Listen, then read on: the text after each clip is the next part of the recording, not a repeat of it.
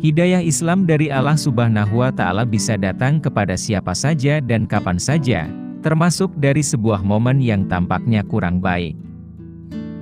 Hal inilah yang dirasakan perempuan cantik bernama Jocelyn. Ia mantap menjadi mualaf setelah berdebat, bahkan memusuhi ibunya sendiri.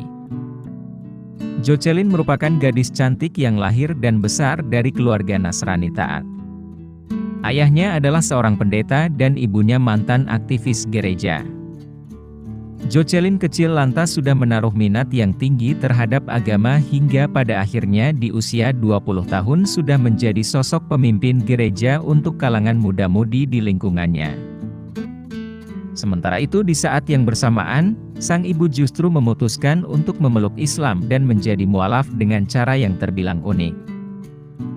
Apa yang terjadi kepadanya adalah ia ingin menulis sebuah artikel dalam majalah mengenai haji, dan ia lantas bertanya kepada kawannya yang muslim.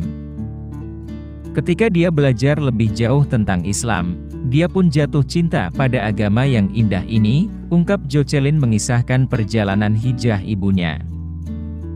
Mengetahui ibunya menjadi mualaf, Jocelyn sebagai seorang pemuka gereja muda lantas panik. Ia pun mempertanyakan keputusan tersebut hingga dirinya dan sang ibunda kerap terlibat perdebatan. Bahkan, Jocelyn mengaku pernah melakukan tindakan ekstrim saat ia melakukan misa di rumah. Tujuannya untuk menyadarkan ibunya kembali kepada ajaran agama sebelumnya. Dia tetap ibuku. Aku ingat momen itu.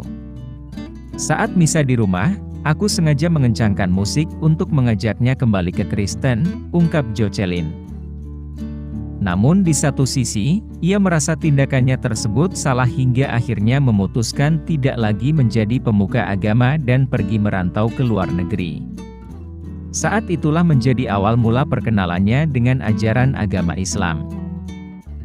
Sebelum pergi, ibunya ternyata menyelipkan kitab suci Al-Quran dengan menuliskan sebuah pesan, jika suatu saat ingin berdebat dengan Muslim, kamu harus memahami apa yang mereka percayai. Jocelyn yang penasaran lantas mempelajari kitab suci umat Islam hingga akhirnya sadar ternyata jauh lebih banyak kesesuaian isi dan ajaran yang terdapat dalam Al-Quran dengan apa yang tertuang dalam Alkitab atau bahkan Taurat. Hal inilah yang mendasarinya mengucapkan dua kalimat syahadat. Wallahu a'lam bishawab.